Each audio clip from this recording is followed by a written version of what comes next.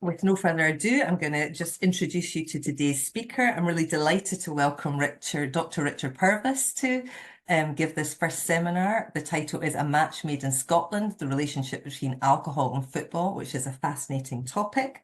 Just to tell you a little bit about Richard before we start, he completed his first degree in criminology and psychology at the University of Teesside, did a postgraduate MSc in research at the University of Edinburgh, and completed his PhD also at the University of Edinburgh. He's worked as a research associate in the Centre for Research in Education, Inclusion and Diversity at Murray House School of Education in Edinburgh, and now works at the Institute of Social Marketing at Stirling University. I'm sure many people will know that Richard's worked extensively in the area of alcohol marketing and policy and the impact of commercial marketing on addictive behaviours, and particularly working on the role of alcohol in football cultures, alongside the very topical alcohol marketing during the Six Nations Championships. My poor children are now exposed every time to me shouting alcohol marketing whenever we're watching the Six Nations, which just adds to the fun. So Richard, I'm really delighted to hand over to you and hear more about the relationship between alcohol and football in Scotland. Thanks so much. Thank you very much, Carol. I hope you can all hear me okay. I'm going to share my screen just now, and hopefully this all works. It did work before, so fingers crossed it will work again. I'm going to share that and then put it into slideshow for you. Okay, so are we all good on that? Can I get a thumbs up just so you can see the slideshow? Yeah, perfect. Thank you. Okay, and I'll just minimize it. Okay, so good afternoon, everyone. And thank you to Carol for the introduction, but also thank you to the Scottish Alcohol Research Network and the Scottish Health Action on Alcohol Problems for allowing me to give this presentation today. And as Carol mentioned, I'm here to discuss an area that I've been doing a lot of work in over the last few years. So this is alcohol and football. And in particular, I want to talk today about the relationship between alcohol and football in Scotland. So before I begin, I'd like to state that I have received funding for alcohol-related work from the following bodies: Alcohol Action Ireland, Alcohol Focus Scotland, the Economic and Social Research Council, the Institute of Alcohol Studies, Scottish Health Action on Alcohol Problems, Scottish Football Association, and Scottish Professional Football League. So I've received research funding from both the SFA and the SPFL recently. Both these organisations have separate commercial relationships with alcohol producers, either as commercial sponsors or as service providers. However, these producers were in no way involved in any of the research that I'm going to talk about today, and I have no other conflicts of interest to disclose. So, got that out of the way now. So the theme, as Carol mentioned, of these alcohol occasionals is transforming Scotland's relationship with alcohol. Therefore, I've decided to try and structure today's talk around three main areas, try and advance our understanding of this issue. So first, I want to talk about the current culture of alcohol consumption at football matches in Scotland. What have we found out from our research? I also want to touch on how is this culture created, things that have came up in our research and other areas that we're researching that might influence how this culture is created. And finally, I want to touch on and maybe pose questions at the end of how culture can be changed. And there'll be a lot of questions at the end posed by me, but I'm also happy to take other people's questions as well, obviously. So for this presentation today, I'm going to draw on research from several projects I've either led on or I'm currently leading on. First project, and the main project I'm going to talk about today, was understanding the role of alcohol in football cultures, which I will refer to as Alcohol FC, correct. I'm also going to draw on some of our alcohol sports sponsorship work that we've done at ISMH, along with my colleague, Dr. Nathan Critchlow. So we've done a lot of frequency analysis, and we've done case studies of marketing activity around sports, particularly in Scotland. I'm also going to briefly touch on some of our emerging findings from an ongoing study into alcohol availability at Scottish football grounds. So to begin with, a bit more detail on the Alcohol FC project. As I say, I'm going to draw very heavily on the data from this project in this presentation. The project ran from 2019 to 2023, so we went right over the COVID-19 pandemic. It consisted of a number of different work packages. So to give you a bit more detail on those, in 2019, we ran an online cross-sectional survey with football supporters in Scotland and in England. And in this survey, we asked participants about their typical football watching behaviour, their attitudes and beliefs about alcohol consumption whilst watching or attending football matches, and their perceptions and attitudes towards regulations concerning football and alcohol. And for this survey, we initially received over 1,800 responses after data cleaning and some exclusions that left us with our sample of 1,750. And between November 2019 and February 2021, we also ran focus groups with football fans across Scotland and in England. And before March 2020, these groups were conducted face-to-face in neutral venues organised by the research team. And after March 2020, as you can imagine, these were moved online. So in total, we conducted 14 focus groups with 79 participants. We also conducted stakeholder interviews with key organisations. So this included the police, safety organisations, both the UK and Scottish governments, and football governing bodies such as English Football League and the Scottish Professional Football League. So in total, we conducted 13 stakeholder interviews with 15 individuals from different organisations.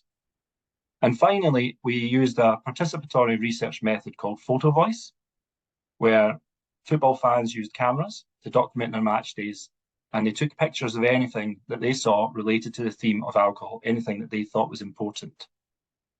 Photo voice was conducted with 12 participants divided into 4 groups, so we had 2 Scottish groups and 2 English groups. And the groups, after they'd taken their pictures, met over 3 sessions to discuss the subject of alcohol consumption on football match days. And these sessions were facilitated by the photographs that the participants took. We then conducted a qualitative and thematic analysis of the discourse from these groups to explore their experiences over a 2-week period where they took pictures. So why is this an important area to research? Well, as most of you will know, football is seen as the #1 sport in Scotland, and that's both in terms of participation, so the number of people taking part in it, number of people playing it, and also in terms of attendance. I think Scotland has the best attended league per capita in Europe.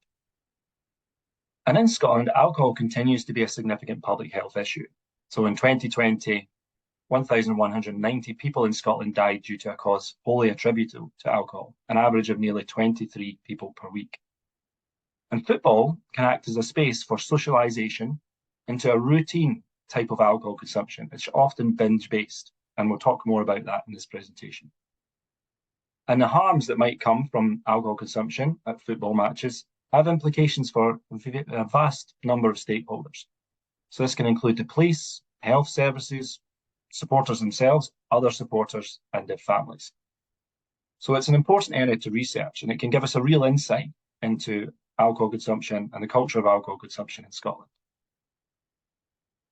So let's start off with our first theme. So what is the current culture of alcohol consumption at Scottish football matches? And I'd like to base this around a few key questions that we tried to answer in the Alcohol FC project. So it was, why do people drink when they watch football or attend football matches? How much do they drink? Where do they drink? How much harm does this cause? And importantly, is this consumption any different from watching other sports or other leisure pursuits, such as, going to the theatre, going out for dinner, going to the cinema?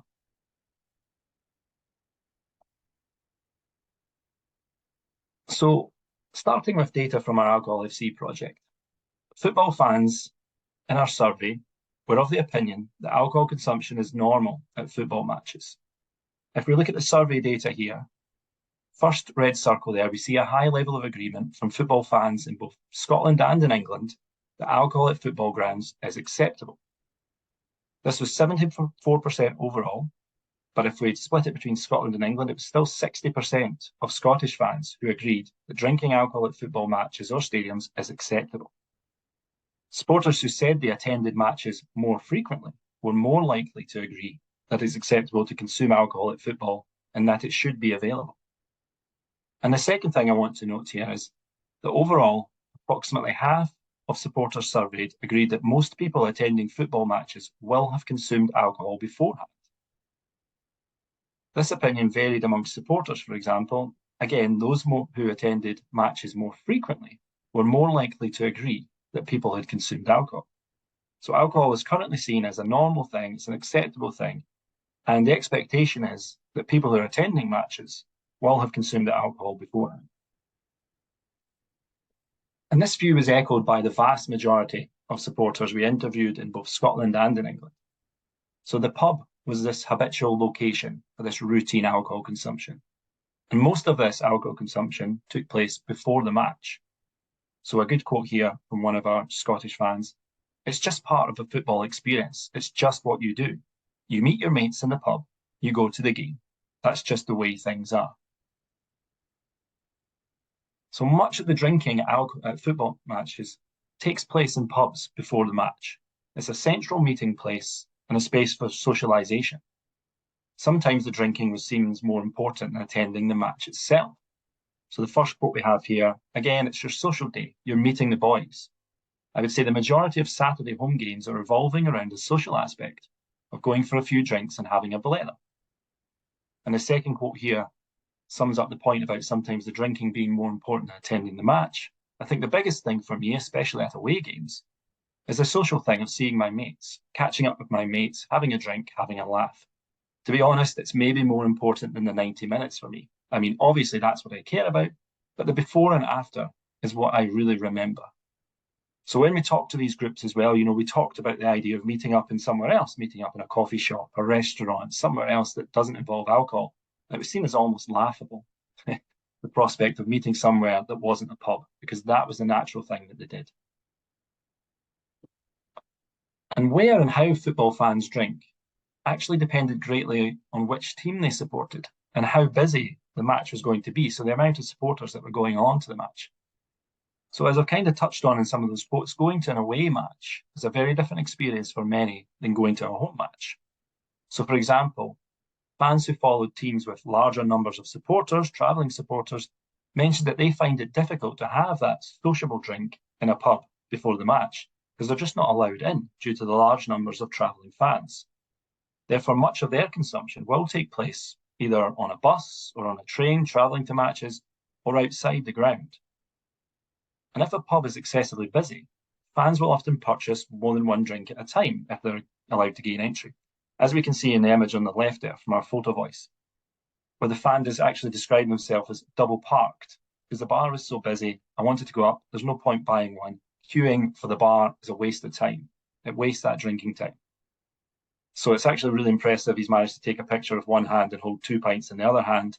But it's really important that we can touch upon the idea of having a nice relaxed drink or not being able to have that, because the quote here demonstrates you don't get the chance to have a more relaxed drink before the game because you support a club with a bigger fan base, he was saying. There's too many people. This person actually supported a smaller club where there was a pub right next to the ground. So he said, I can get a nice relaxed drink before pretty much every other game. The travelling support aren't able to do that. And travelling to the match was viewed as an important time for consuming alcohol in order to generate excitement and anticipation for the match. Trains and supporters' buses were the most common methods of transport for consuming alcohol. So an example on the left here, the picture on the left, the fan discussed how the length of the journey to the ground dictated the type of alcohol they consumed. So this was a shorter train journey, so they were drinking pre-mixed spirits instead of beers to get the same amount of buzz in a shorter time. And we have a quote demonstrating, I think getting to the game, the travel, the excitement, that's probably the thing that comes to mind, first of all, when I'm thinking of drinking at the football. So again, it's drinking before the match, getting that level of buzz, getting that level of excitement. That's what alcohol can help contribute to for these fans. And many articles and many people make the assumption that alcohol and football are inextricably linked. And it's always been this way. And as we see in the first quote here, you talk about the link between football and alcohol. This goes back to the very start of football. In the 1880s and 1890s, people were traditionally given a Saturday afternoon off. You worked in industry. They finished Saturday lunchtime and that was it. Pub culture was basically all they had. They'd go and have a few drinks and watch the game, and that just carried on. However, there is a precedent of some football clubs being formed out of the temperance movement. So the second quote here, there's no intrinsic relationship because there are clubs that were formed out of the temperance movement in England. I think it might even be Manchester City's story. Main Road, their old ground, was called Main Road after the state of Maine. It was called that in Manchester because the state of Maine was the first to have a prohibition on the sale of alcohol. So there's an interesting debate here over the role of alcohol historically. and how it's always been accepted by many as being part of football culture, when in fact some teams were actually formed out of the opposite. And another question to ask is football any different from wider society? So there's much research that points to alcohol as playing a major role in male bonding particularly, and particularly for those over the age of 40 at the moment. So I quote here, no matter what the social occasion, if I'm going out for drinks with work, or any social occasion with work really, any sporting event, music, anything, it's all drink related really. And socially, you're arranging to do something at the weekend with your friends or go to the pub, everything's pretty much drink related. So that's just like the rest of society. They're saying that football is just like the rest of society. And as we see in wider society, particularly in these male relationships that we've tended to focus on, alcohol plays a central role in socializing and bonding. And this quote here touches on a couple of things that we've already mentioned, working class and male dominated. But it's a working class sport at the end of the day, and going to the pub is traditionally the thing that working class, it's a male dominated sport. That's changing slowly, but that's mainly what people have done for centuries probably. Working class blokes going to the pub, having a laugh with their mates. Inevitably, that just rolls into football, I think. So really interesting quote there of this person touching on all these elements that we've already spoken about. However, what became clear from our research is that in some ways, football is different. It does have a different set of norms and values to wider society. Football is different in this sense, and this is something we've investigated in another Alcohol FC paper, and it's described here in the words of one of our photo voice participants, who describes the photo that we have on the right. They took a number of photos which depict the fence segregating the home and away supporters. And apologies for the long quote here, but it's good colour to the photo. So it's purely alcohol, isn't it? A lot of the photos I took, I was like, nobody's doing that if they've not got a drink in them. I would never do any of those. I wouldn't do some of these things anyway, even with a drink in me. It's like almost the social norms change for people sometimes. They tend to rush to that fence to wind up the away fans. Do they obviously get a buzz out of running up to the other team and being like, haha, up yours or whatever? But realistically, it's stupid. You would never do that at any other point in life, do you? So there is a different set of norms and values that are accepted and are normal at football games that you wouldn't do in wider society. And alcohol was frequently cited as something that helps create a better atmosphere at matches. So people lower their inhibitions, results in more singing and more chanting, more cheering, emotions are heightened, and fans saw that as a good thing. And there was an acknowledgement that this can sometimes lead to issues. So again, touching on the same points, you don't act the same at football. I've been to concerts, I've been to rugby, I've been to events, and I've been to loads and loads of football.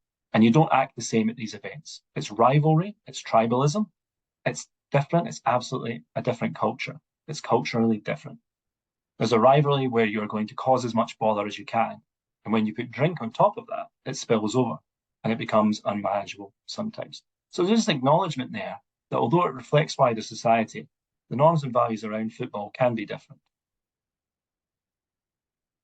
So we have an idea of the current culture surrounding alcohol and football. It's seen as a normal activity for bonding, for socialization, and to improve enjoyment of the match. But how has this culture been shaped? Well, let's go back in time again to the late 1970s, early 1980s. Alcohol wasn't available for sale at football grounds in Scotland, but fans were able to bring their own alcohol into the stadium. So these are genuine images from that time period. I think it was late 1970s, where fans were able to bring glass bottles, indeed, of alcohol into the ground. Well, what happened to change this? The 1970s and 1980s saw a massive rise in football-related violence and disorder in both Scotland and in England. This prompted the McElhone Report in 1977 to recommend a ban of alcohol at football matches in Scotland, to maintain public order and to minimise the risk of violence at future football events.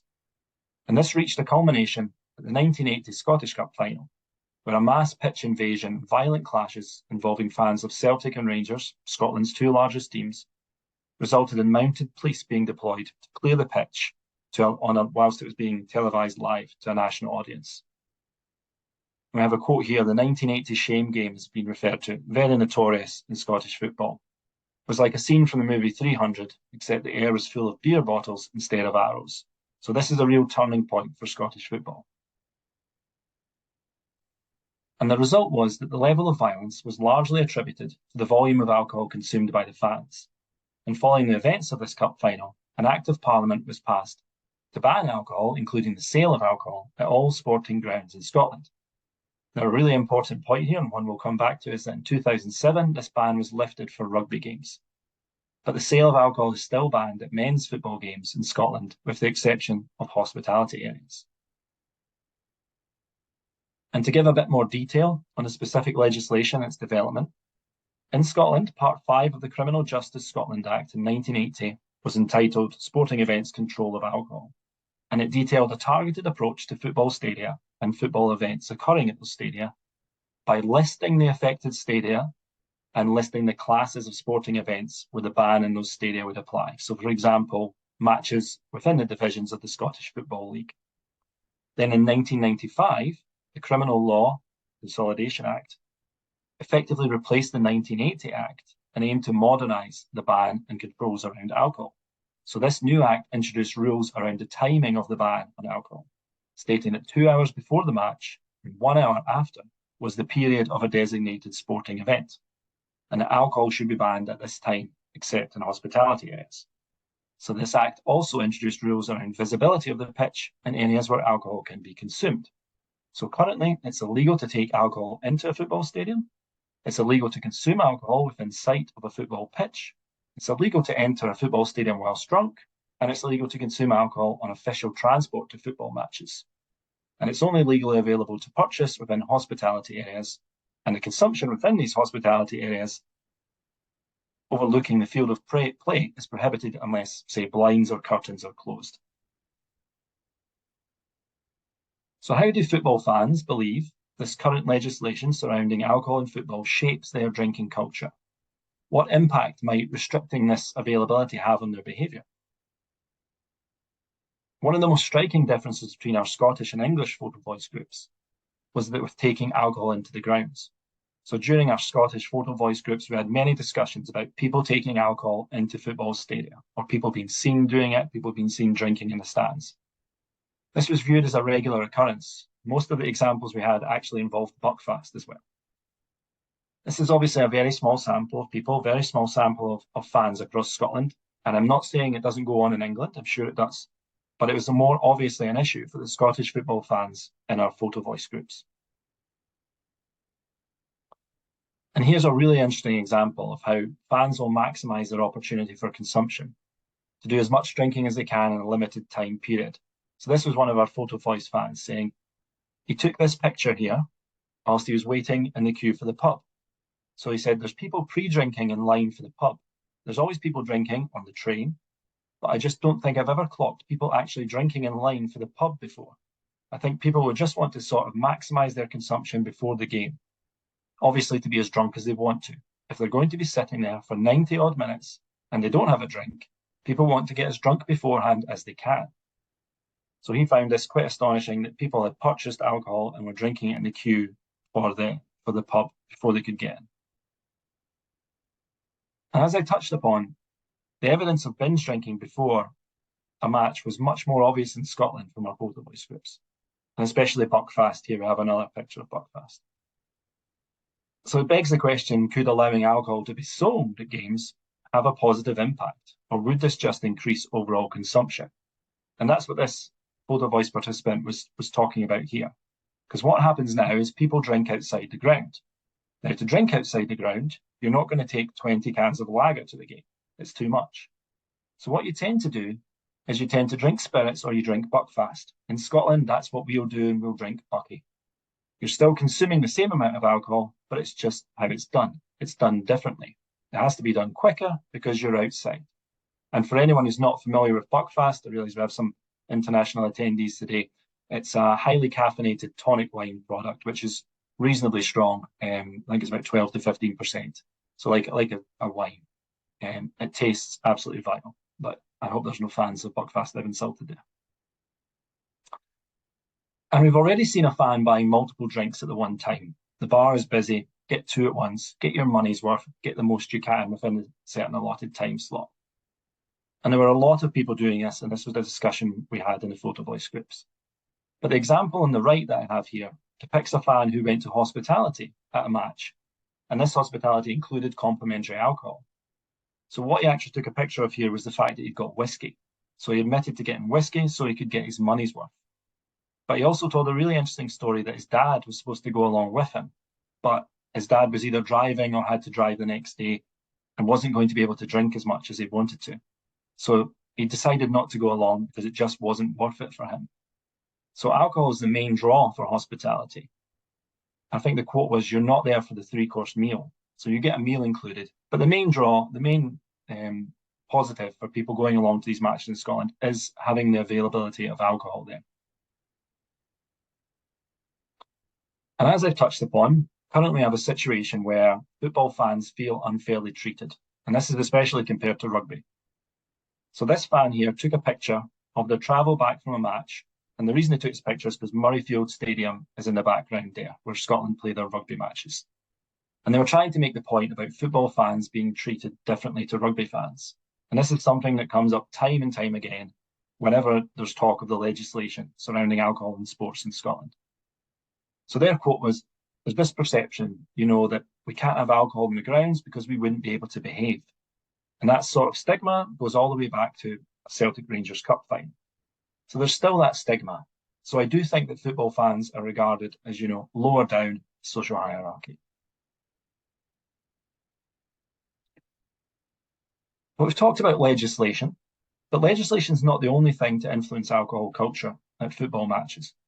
And I want to touch upon some of our other work that we've conducted. Culture can also be shaped by marketing. Over the last 40 years, we've seen a huge increase in alcohol sports sponsorship and marketing.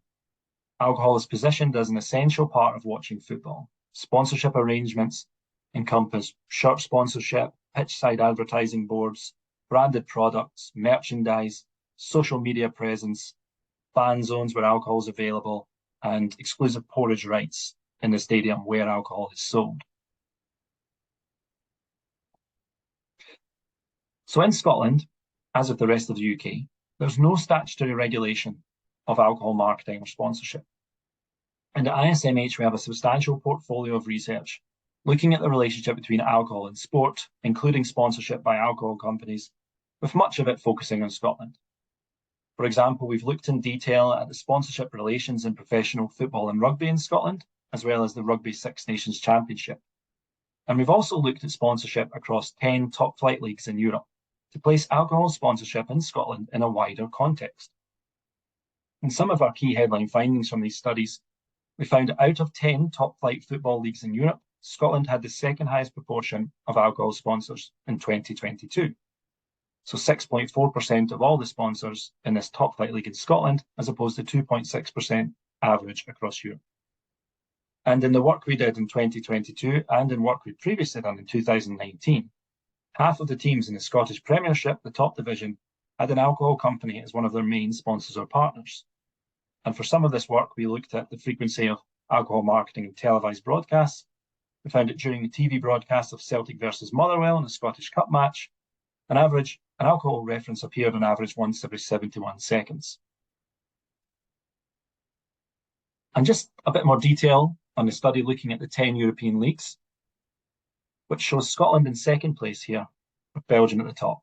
It also gives an idea of the extent of alcohol sponsorship across the various countries. So we looked at 178 teams, so nearly 8,000 sponsors. 72.5% of the teams had at least one main sponsor or partner related to alcohol. And also importantly on this chart here, it indicates which countries had statutory controls on alcohol sponsorship and where they featured. So the two countries in red, France and Norway, were countries where alcohol sports sponsorship is not permitted. And you can see they're much lower down in countries where it is permitted. So why is this important? Well, this is important because it normalizes alcohol as something that goes hand in hand with sport. It gives the impression that it's always been there, that it's normal, that it should always be there. And it takes up so much space in people's minds that it makes it difficult to imagine a future where it's no longer there. So despite alcohol companies constituting a small proportion of the overall number of sponsors in football, and to a lesser extent rugby union, the comprehensive and sophisticated nature of sponsorship activity exposes people in Scotland to high levels of alcohol marketing. And in these televised broadcasts, which can attract millions of viewers, alcohol achieves a high level of exposure in high-profile places, making it virtually inevitable that young people will be exposed.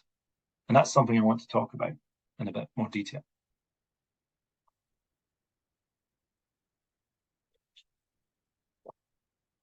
Excuse me. And with that point in mind, let's move on to our final section.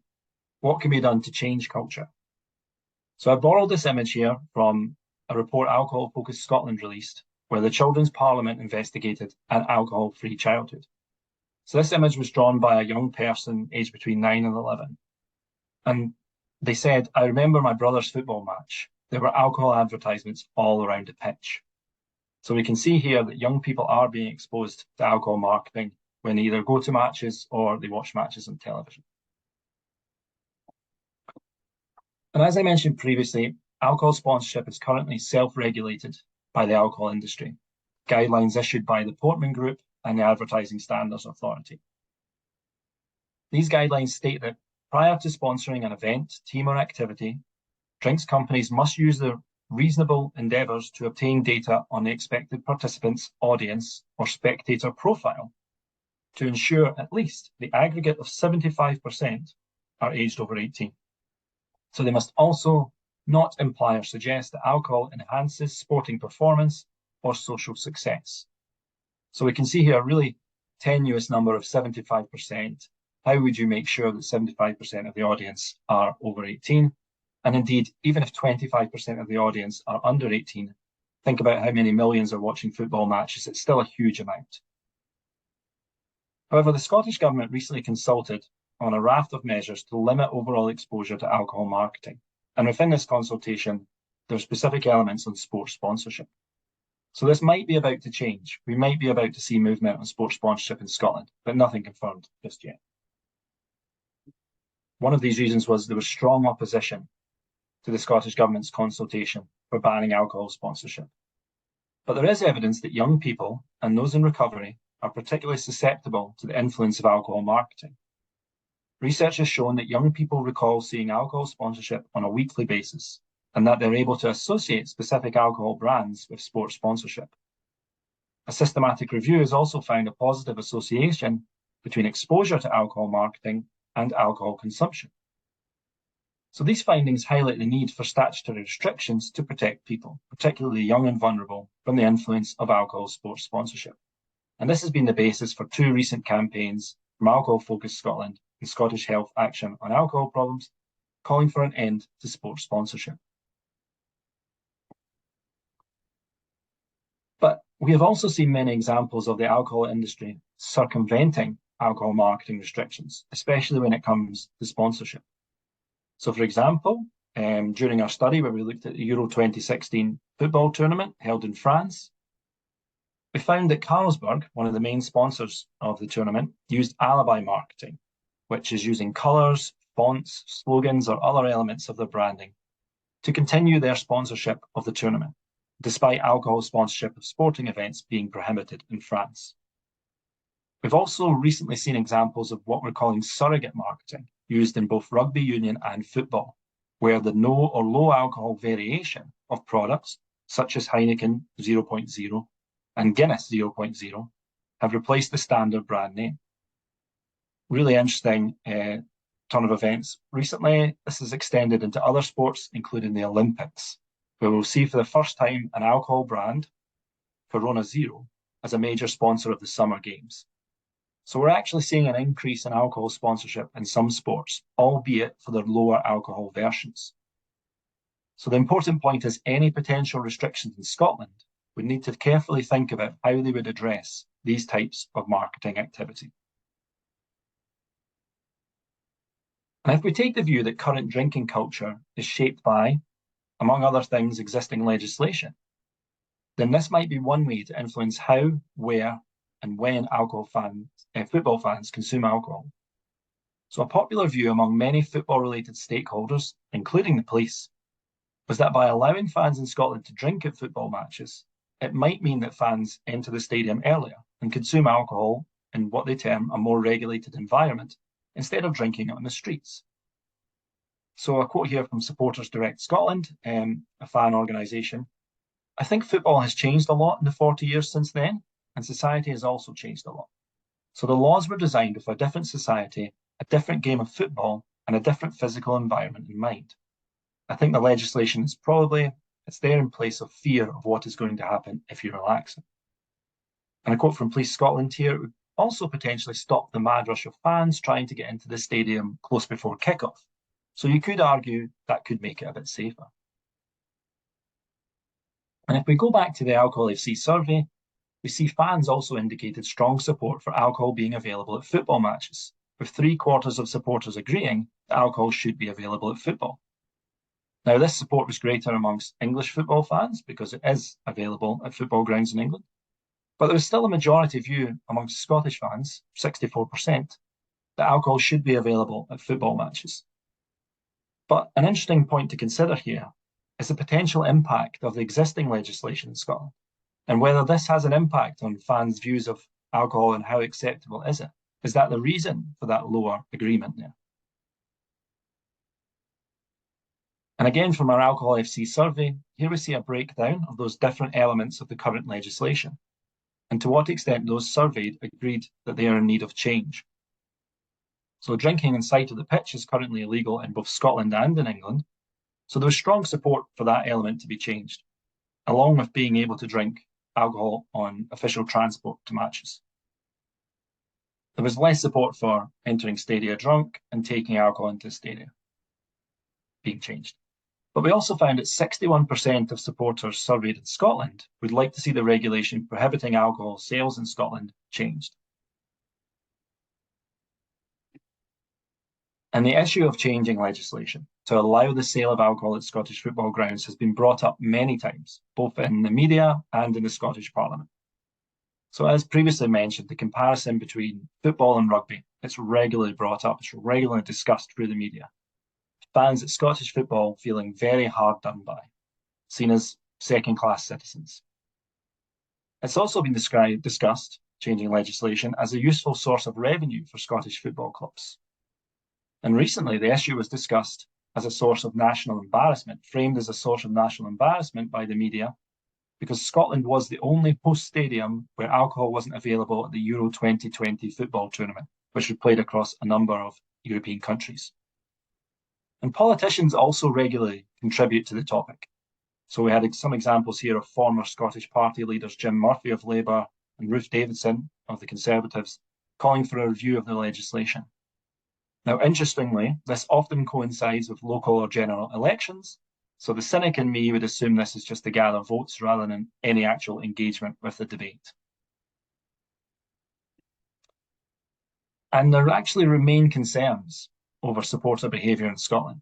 And whilst it's true that incidents of football-related violence and disorder have decreased significantly since 1980, since fans were able to return after COVID-19, there have been several high-profile incidents of disorder around football matches in Scotland and England.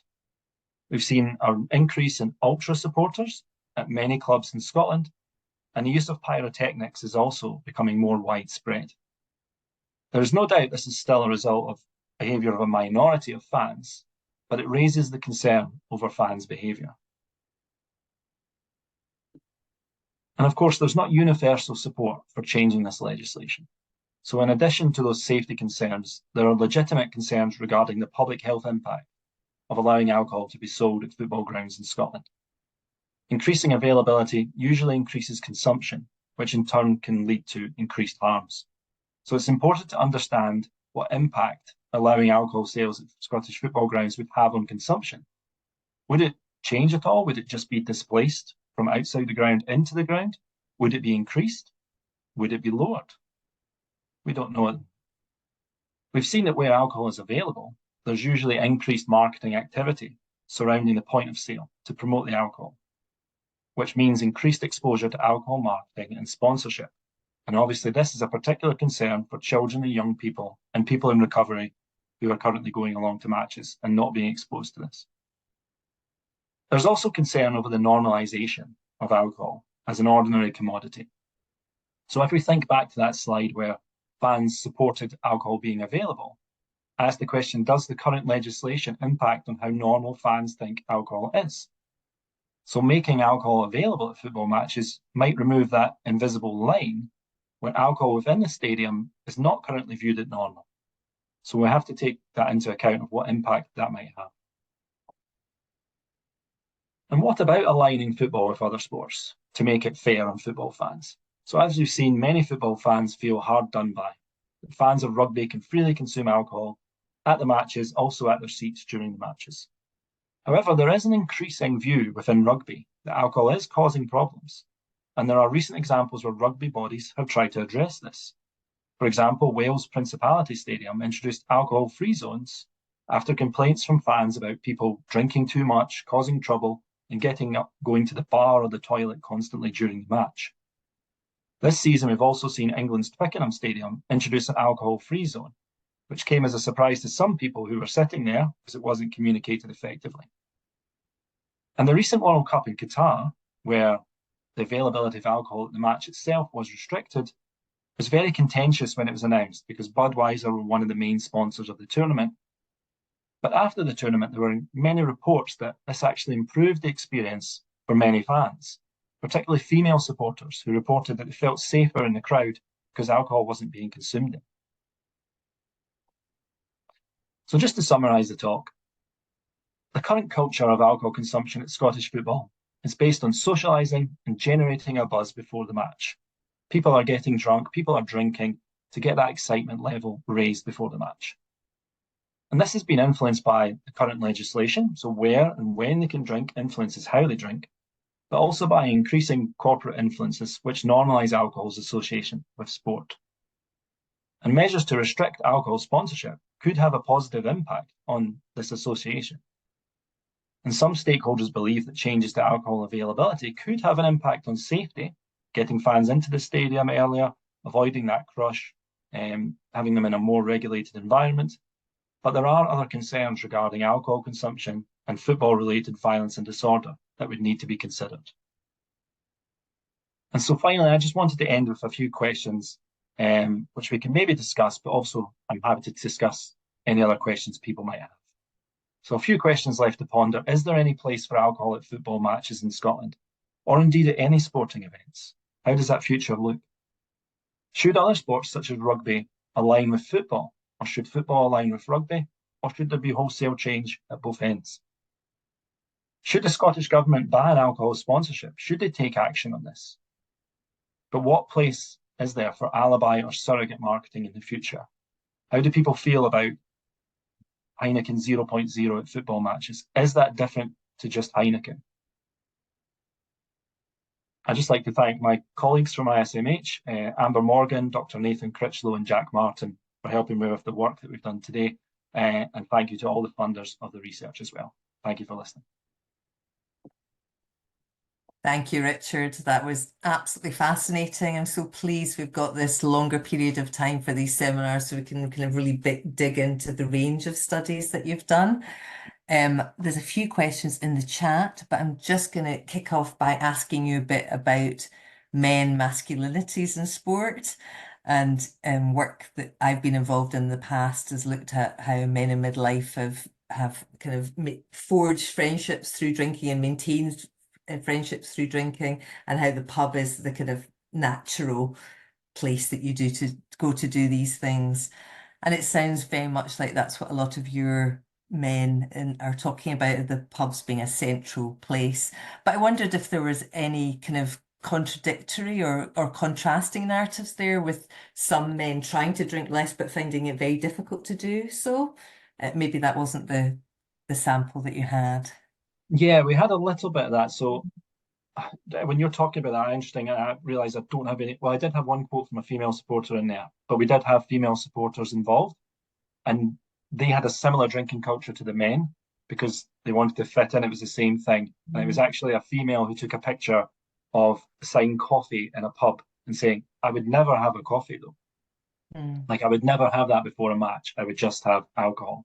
But there was there's certainly at least one fan in the photo voice groups who discussed that they don't drink at the matches. So they see a different side to it. He tends to go to the stadium earlier and walk around the stadium and see a bit more. But that's when he was aware of people drinking around the stadium, all that kind of stuff. So it's just basically, there wasn't anyone who went along to the pubs but didn't drink in that sense. It was, if you went along, you would then take the car. And there's a lot of people who do take the car to the football matches. Obviously, you know, huge, significant proportion of people who go to home matches in particular have a regular routine where they'll take the car. But the people involved in our study, we did particularly want to attract people who were drinking, and how drinking then was a part of that. But yeah, anyone who's there didn't really talk about not drinking. It wasn't always to get drunk, because that was a specific theme that we picked up on as well, where young people would drink other things like venom, you know, other really high strength drinks before the match to get drunk. But other people were a bit more what they called relaxed drinking with pints of lager and things like that. So there was even a differentiation there amongst people who were drinking to get drunk and people who were just drinking. So a little bit of variation there, but there was no one who was really trying to curb their drinking, as they say, or drink as less amount. Yeah, still interested to think about the more relaxed drinkers and how they were managing to do that if there's kind of various options there. Yeah. I've just seen Richard Purves popping up in the chat asking about the experiences and perspectives of women and children. Richard, do you want to follow up on that? I think Richard Purves has started to talk about that, but do you want to come in on that? Yeah. Sorry, me again. So it was Richard Purves that had a question? Yeah, you want me to answer it? Sorry. Yeah. I was wondering if Richard Purves wanted to come in and follow up on any of the questions around women and children. Sorry, too many Richards. If you're there, Richard Purves.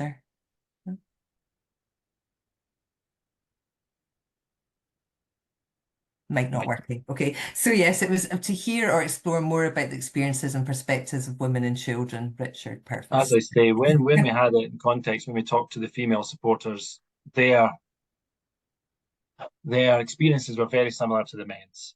Although the men constantly refer to it as it's a man's culture, it's a man's thing. There were women involved in our group, in our study, who then talked about it, but they talked about it in the same way. They talked about alcohol consumption in the same way that the men did. Children, no, we didn't speak to children, but we did discuss the issue of children, normalization aspect and things. And interestingly, it was, if the children were there was the perception that people would behave themselves a bit better. So this has come up, the idea that if it's a family environment, people will tend to behave themselves a bit better. Now, how that influences alcohol consumption, I don't know. People will just say, you know, maybe I'll have 1 or 2 pints, 3 or 4 pints kind of thing, as opposed to drinking a lot more. But, you know, not sure if that was the case or not. But most of them who then went to the pub before and had spent a long time in the pub, they didn't have their children with them. They would go on supporters' buses to the ground, maybe go for a few pints before, and go straight home after the match. They wouldn't hang about as much.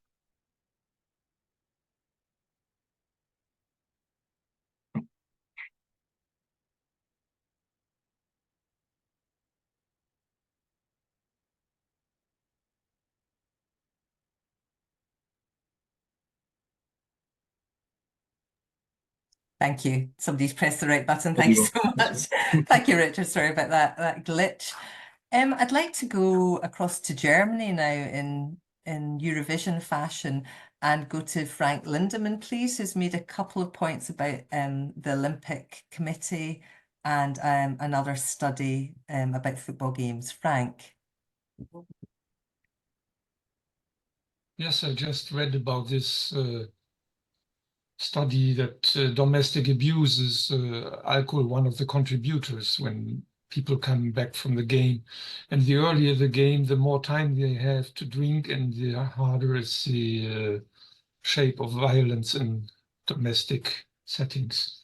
And the other point was that when Richard mentioned the Olympics, we have run with our international organization, Movendi, a platform where you can write a letter to your National Olympic Committee in order to motivate them to protest against this IOC beer deal, which was held in a pub in Holland, I suppose, when treaty was signed. Oh no, it was London, excuse me, it was in London. And yes, we think Olympics and alcohol has nothing to be mixed up with, and we should keep the sport clean, because also the TV broadcasts are seen by so many youth and children, which will connect then alcohol as normal to sports, which shouldn't be. Yeah. Sorry for my English. No, perfect. No. Shall I follow up just to touch on your last point first? Yeah, about the Olympics.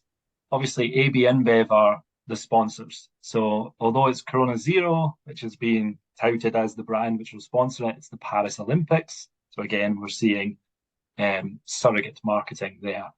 But we think the big prize is going to be, the next Olympics, which is going to be held in the USA, where they've already announced they're going to be sponsored by, I think it's Michelob Ultra. So again, they're going to change the brand that they have for that Olympics. So this just allows AB InBev basically an inroad into sponsoring the Olympics. But yeah, I've followed Mavendi's work on this, and I've looked at the stuff they said, and it's really important stuff. It's really interesting to look at. And yeah, your first point as well, domestic violence was something came up, domestic abuse was something that came up, and it's something that is an important consideration in Scotland. We have seen, especially during, I think it was Celtic Rangers matches, where there have been increases in reports of domestic abuse following these matches. That's why the Police Scotland tend to bring the kickoffs of those matches earlier.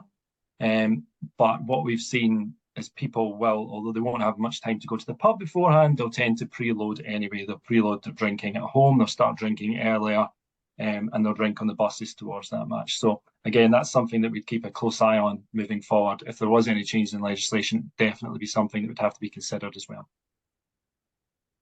Fantastic, thank you.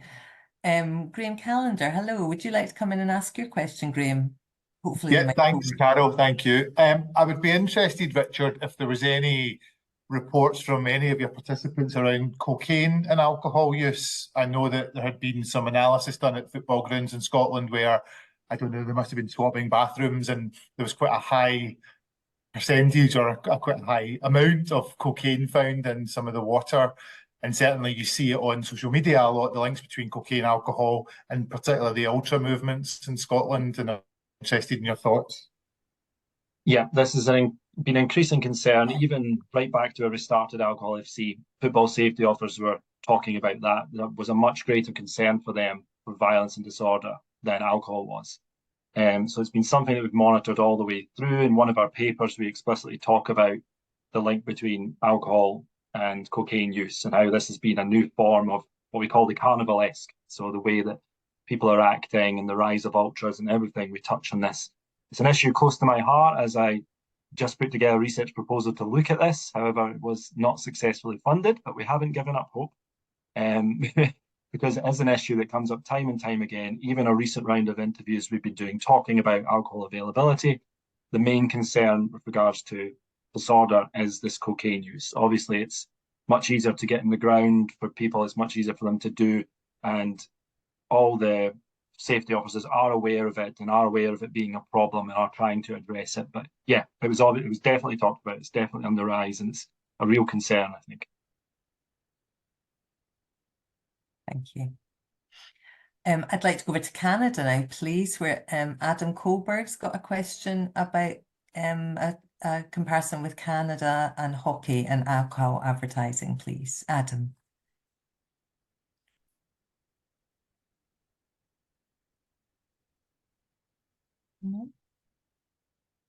I shall read this out, Adam, and if you manage to come in, please do. So Adam says, great presentation, thank you. One of the things that comes up constantly in Canada with regard to hockey, when talking to people about alcohol advertising at regional junior hockey league games, is funding, i.e. who's going to fund community sport if we get rid of this? It's just how it is. This is also true for gambling, and have you come across this kind of justification in your work, Richard? Yes. Short answer, yes. It's something that's come up time and time again as well. Scottish football in particular doesn't get the same amount of money from TV rights. So they rely heavily on sponsorship. But I would suggest that, we have seen this in other sports and we have seen this in other industries. So when tobacco was removed from a lot of sports sponsorship, it was said that those sports would crumble, and they didn't. And I would also point to other countries where alcohol sponsorship is prohibited. That's being taken away for a lot of those countries, a lot of those teams. Again, their leagues are doing okay. But yes, it's certainly something. We don't know the specific value of those sponsorship deals. So we've looked across at how many sponsors are alcohol related in our projects, but we didn't get the actual. We don't know if they were the most high value sponsorship deals or if they were small sponsorship deals. We just don't know. We don't have those figures. If we were to get those figures, it would be great. We could then look at what kind of revenue they would be getting from that. But yeah, it's certainly come up, and it's certainly been used as a justification for not doing any action on this. But as I say, there's precedences where this has been done with other industries and it has been enacted in other countries. Fantastic, thank you. I'm just going to bring together a couple of questions here. So thank you to Emma King and Dan Gosler, who are asking about people being able to drink zero or no or low alcohol beer at matches. And then David Barber also pointing out the issue of homophobia at football in how other men would respond to you drinking zero alcohol beer. So first of all, is it available and how would it be regarded, I guess, among some of the football fans you talk to? That's an interesting one, yeah. I think there's only been one football club that has actually made it available. It's Hearts or Hibs did have a zero alcohol stand, and apparently it wasn't that popular. But we've seen examples of fans going along to, I think it was the Euros in France as well, and it was lower alcohol available for sale. So there is kind of a placebo effect almost, that they want to continue drinking, they'll keep that high. But the perception was that people had been drinking beforehand anyway. So they'd be drinking beforehand. It was just something that would then sustain them through the match. So yeah, it's an interesting thing that hasn't really been fully ran out. I'm sure there's in England there are lower percent alcohol beers available. So it'd be interesting to look at statistics of that and see how percentage of purchases that actually is compared to full strength, when full strength is available as well. The issue of homophobia or people looking down on lower percent beer, we didn't really have much of that. Drinking cultures are changing, so perhaps for younger men going along to the match, it might be something that's more acceptable. For people who are going along who are driving, we've seen that kind of substitution, and that's often how it's marketed as something that's allowed or seems acceptable in somewhere where you wouldn't normally have alcohol. So that could certainly be an inroad into it there just now, but I think it is actually covered by specific legislation at the moment. But yeah, there's been no real movements on that at the moment. Thank you. Eleanor. It was just a question I thought might be easier to ask rather than put in the chat, if that's all right. It was really about if there'd been any feedback from any of the stakeholders you've spoken to through any of the research that you've done, really. But I guess particularly the football clubs, it would be good to know what they think as to their role in terms of looking after or supporting their fans and supporters, looking after do they take any responsibility or recognise any role that they may have in terms of responsibility to those fans and supporters? And I think it's true that a number of clubs do have foundations and trusts who do quite good local work in their communities. But when you think about the health inequalities that many football fans are probably going to be more likely to suffer compared to the population at large, just because of the demographics, is there any recognition of that, and then how that competes with their desire, I suppose, in the main, to actually use alcohol sponsorship to bring money into the club, and how on earth they should or could be balancing those kind of competing responsibilities? Yeah, thanks, Eleanor. That is a really interesting point. And the football clubs are really proud of their community work. They put themselves at the centre of the community. They acknowledge that. And whenever I had discussion with it, they are very keen to emphasise that they are there to support the local community, be a resource. They do a lot of work. With regards to alcohol, it touches upon a really important point and a really interesting point that, again, it's back to this family idea. So the football clubs we've spoken to see alcohol as a normal thing. So again, they're not coming from a public health perspective where you would see alcohol as not an orderly commodity. They currently see it. It's a central role of people going to football. It's a normal product in society. So their priority is to sell it in a responsible and safe way. So this is their approach, I'm just telling you. So from their perspective, having an area where it's not just a central focus, where you can have families brought in, young people brought in, who are seeing people consuming alcohol in a responsible way, is much better than them drinking it on the street before the match or in a pub or in a less regulated environment. So that's their perspective. So I have asked them on this, and I have kind of challenged this, and we've talked about this, but that is the thing here is their perspective of it is very different from, say, a public health perspective on it, which would be keep alcohol away from children and young people, not expose them to this. A lot of them do feel that by exposing children and young people to a different type of alcohol consumption, it could be better for them in the long run. Now, I'm not saying whether that's right or wrong, I'm just offering that is their perspective on it. Interesting, thank you. David Barber, did you want to come in about your point about the people suspending normal behaviour within the stadium? I wasn't really, it was just noting that it was interesting you were talking about that, given that in terms of sectarianism, it's been talked about this idea of a 90-minute bigot. But yeah, it was an interesting point. Yeah, it's something that comes up, and that's why I was trying to make that point of. There are behaviours within a stadium, and I think it was one guy who was talking about, there's people who sit behind me, I know for a fact they're like millionaires, they come all dressed up really nice, but some of the stuff they shout at football games, you would not believe it. So it is a very different environment, and that's the point I was trying to make was it's the tribalism, it's the atmosphere, it's the passion, does set it aside currently from other sports. Although there's a lot of normal aspects where it does reflect wider society, I do feel that there are certain elements which are different in football, and it's just normalised behaviour. Yeah, it's got a close family member who I'll not say who it is, who is a Rangers fan, and yeah, it's the songs that he sings at the game and the behaviour that he exhibits in the pub. I mean, I know he doesn't believe that stuff or participate in that type of stuff outside of the going to the match, pre-match, etc. And yet he engages in it with gusto with his friends before and after, and much to my disapproval. So yeah, and he's not alone. Yeah, he's not alone. There's that crowd mentality as well. Once you're swept up in that crowd and you're singing in the atmosphere, it is hard to resist. Yeah. What's happening in Belgium then, Richard? If it was kind of top of the league of alcohol sponsorships. The league is sponsored by a beer brand, so it's the Jupiler Pro League, so Jupiler beer is all over the place. I think nearly every team in the top flight had Jupiler as a sponsor as well. So Belgian beer, obviously being a huge part of their economy and a huge part of their culture, that was the reason they were top. But it was striking, I think, to see Scotland in second place. We did not expect that, I think. So you could definitely see why Belgium was top, but yeah, Scotland being in second place was really interesting. And Frank Lindemann again in Germany is saying he was struck how low the figure was for alcohol sponsorship in Germany. I have the impression that every Bundesliga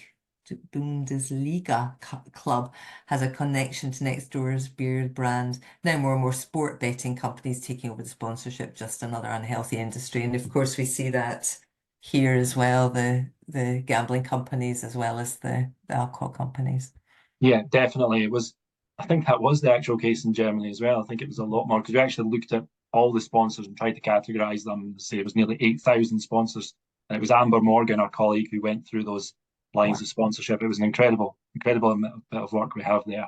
But yeah, I did expect Germany to be higher as well. So I think that's a fair comment.